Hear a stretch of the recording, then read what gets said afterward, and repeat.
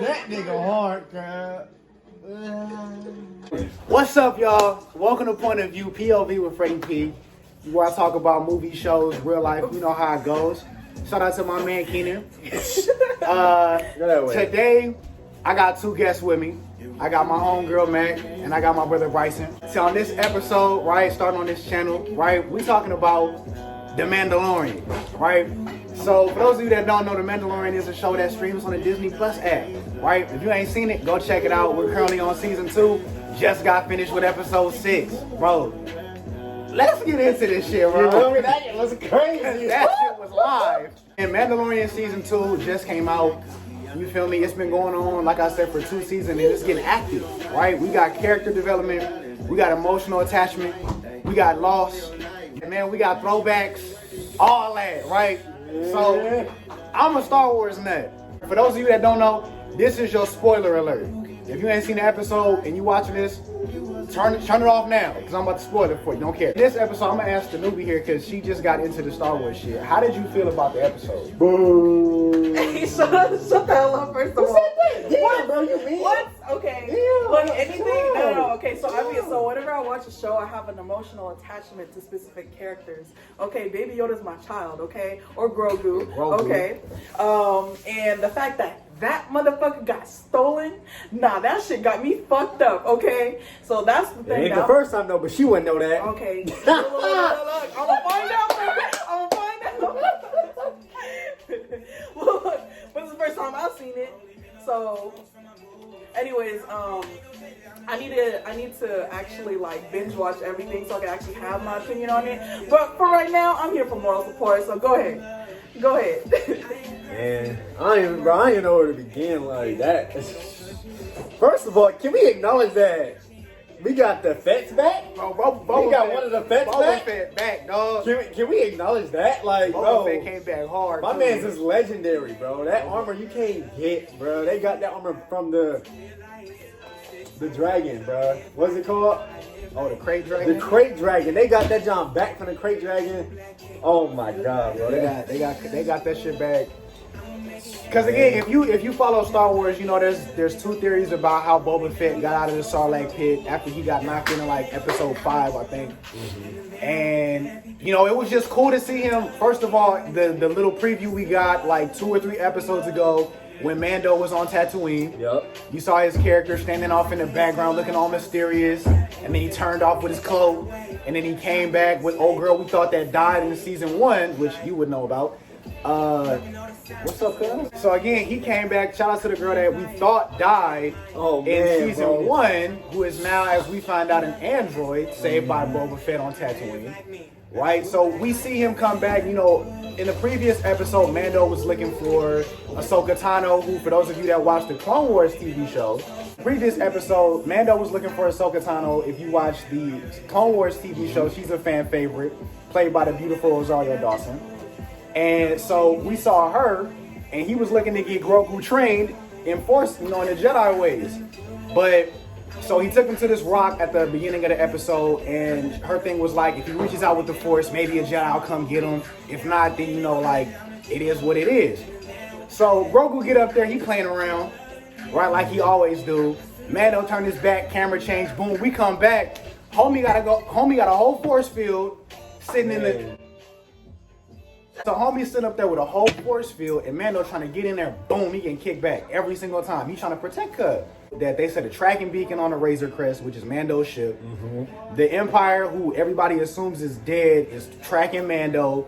They find him, send some troopers down, they have a shootout. Boba doesn't have his armor. He finds him on the ship after going like Kung Fu Warrior on all them stormtroopers, which again, if you haven't seen it, please go watch the episode. Because that fight scene was hard. The shootout was hard. And it makes you just really appreciate how well the people that they put in charge of these shows. You know what? I'm going to have to cut you off there because I do have to give Disney. Now, I have been going to Disney, to the actual like park for years, like in a row. You feel me, as a kid. So I'm not really a fan of Disney anymore because it's like one of those things where you get accustomed to, and it's like, this show though, I think this is probably one of the best like produced shows in a minute, like by far. I don't think there's really any other show touching it at all. I would agree. Like, it's just amazing. So shout out to Disney for the production. You know what I'm saying? They got this one right. I'll tell you that. I got my beef with the movies. Yep. Because personally, I think the last 3 have been some butt, to be honest. I didn't even see the last 3 because I keep hearing that they're butt. That's a But that's not just for me. I saw one of them. And I don't even like. Nah, it was butt, bro. I couldn't, bro. I'm the Star Wars nut, and it's like, besides the first 6, the only production that's real life that I like is this show. Other than that, it's all the games. Like, the games get this shit right, but real life is really, Mandalorian is fire. If you need a show to watch, the reason why I think we give it so much praise, at least for me, is that it's not like a different type of TV show where you can make up characters and they can do whatever they want. There's literal lore and backstory to all of this shit, so you have to get it right. And consistently, episode after episode after episode, Mando does something in its own universe, but that's tied into a bigger universe that's amazing every single time. Every episode is always, whether it's a cliffhanger, and it's like, we live in an age where you can binge watch shows. I be waiting for this shit every week. Bro, we for sure. Every week. We have a watch party every week. Friday here or Friday at my place. Just for this. Just for that. You feel me? Not knowing, just for this. Every Friday. I stay on social media and I follow hella Star Wars accounts. Right? But I stay on social media and watch this with them just for this show. So it's like, shout out to, you know, the people in charge of Disney. They got this one right. We got our disagreements about the movies, but Mandalorian is fire. If you have not started it, again, it's on Disney Plus. Stream that. If you have your own illegal websites, check that out on there.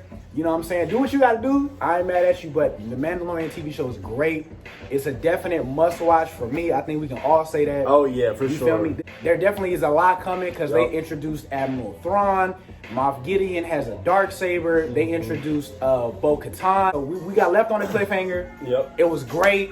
Again, so you know what? And I think like low key, if you really not really into Star Wars or anything like that, like, you know, Star Trek, anything, I think this is a show that will definitely like turn your brain around and makes a flip switch in your head and be like, okay, yeah, this is something I need to watch. Like, this is really a gateway to Star Wars, low key, on the lowest of keys. Like, if you really ain't never been into that, I guarantee you watch this, you'll probably be watching one of the movies sometime soon. Again, I take his word for that because I've been in Star Wars. So for somebody who wasn't into it like that, like me, that should tell you something. That's an honest review. Again, like you said, if you're not that into Star Wars, this is a gateway for you. It's not super the Force this and lightsaber that. It's really like the characters who aren't into that kind of stuff. You get into that. Character building, actual plot, storyline, consequences, you know, stuff like that. Hey, just know it makes you pay attention to details. Don't forget the details. So when you watch the movies, look at details. We got left with a great episode as always. Like I said, Mando always leaves a good taste in my mouth. Every time I watch it, it's a great show.